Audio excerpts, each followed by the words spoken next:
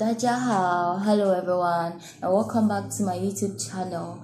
As usual, there are lots of goodies on this channel. So I'd like to say a very big thank you to all who have been following since day one, and then I would like to say thank you very much. Thank you for your support. Thank you for your likes. Thank you for subscribing, and thank you for continuing watching my videos and then the encouragement you keep giving me. I'm so grateful.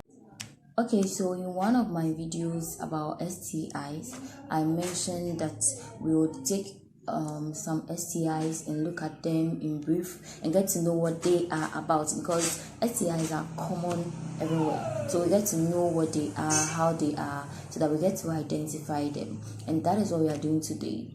So for today, we are going to take genital herpes. Okay, genital herpes, that is what we are looking at today.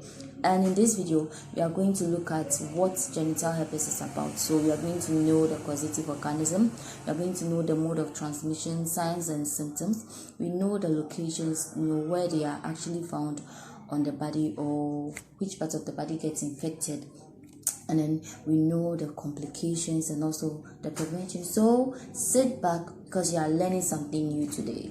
Go nowhere, stay glued to your screen. So as we already know, genital herpes is an STI, and the causative organism is the herpes simplex virus, or HSV for short. And then we have HSV1 and HSV2. They are the causative organisms for herpes virus, for genital herpes. So we look at the mode of transmission. Okay, so it can be transmitted through touch, that's body contact, and then it can be transmitted through sexual intercourse, whether anal, oral, or vaginal, any form of sexual intercourse. Also through childbirth, genital herpes can be transmitted through this means. Okay, so we are going to look at the signs and symptoms. Okay, so the most common thing is that you could see some small red bumps or white tiny blisters, at the affected area. You could have painful urination. There could be sores or ulcers at the affected area.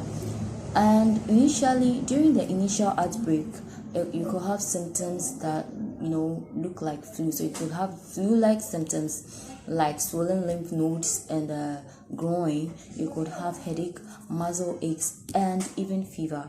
So it could look like you have a flu, but it could actually be genital herpes.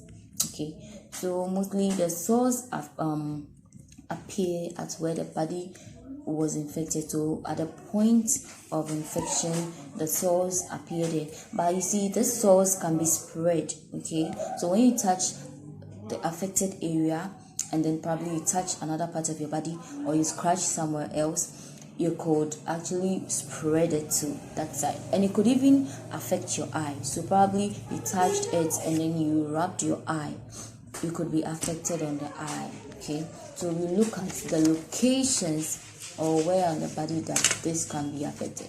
So common body areas with men and women, you can find it at the buttocks or the thighs. You can find it at the anus, and then on the mouth you could find them there. And for women only, you could find these sores or blisters at the vaginal area and the external genital and the cervix. In the men, you can find them at the penis or the scrotum. Okay, so risk factors are just two, like the commonest ones are just two. So once you're a woman, that is a risk factor. So all women are at risk of getting genital herpes. And also, if you have multiple sexual partners, you are also at risk. And then we look at the complications. The complications that you could invite other STIs. When you have genital herpes, you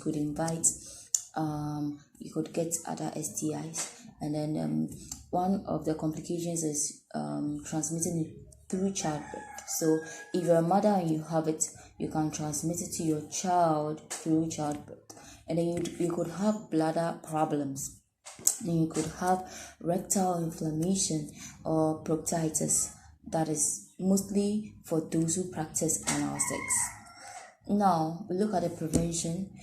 The mode of transmission could be through touch. So if it affects on the genitals, and then probably when you're having sexual intercourse, you could use a condom to avoid direct contact, and you could prevent having sexual intercourse with an infected person, or when you are infected, you should stop having sexual intercourse to prevent the spread. Genital herpes goes further. You could get further information on the net or other sources of information, but today this is generally what we're looking at. So we looked at the causes, like the causative organism, look at the mode of transmission, look at the signs and symptoms, look at where they can affect on the body, look at the risk factors, complications, and then prevention. Okay, everyone, I'd like to say that genital herpes cannot be cured. One thing about it is, once you have it, you're always going to have it, but you can be given medications to bring it down and then reduce the rate at which you can infect others. That is the best that could be done about it. So after it has been calmed down, there could still be reoccurrence of the disease. So you could have them from time to time, but it can't be cured totally. I'm yet to hear of a total cure for genital herpes. So let's all protect ourselves. Let's all stay safe out there. Basically, that for today's video. There was a brief one here, but I believe we've all learned something new. And notwithstanding the fact that COVID-19 is still around us, so we should practice all safety protocols: hand washing, social distancing, wearing of our face mask, and all. Stay safe, stay blessed, and if you find this video informative, just click on the sign down there, and you could also share it to others as well. Any suggestions, comments, or whatever you have, you can drop them in the comment section. Once again, a very big thank you to you all, and to all my subscribers. I love you very much. That's all for today. Enjoy the rest of your day. Bye bye.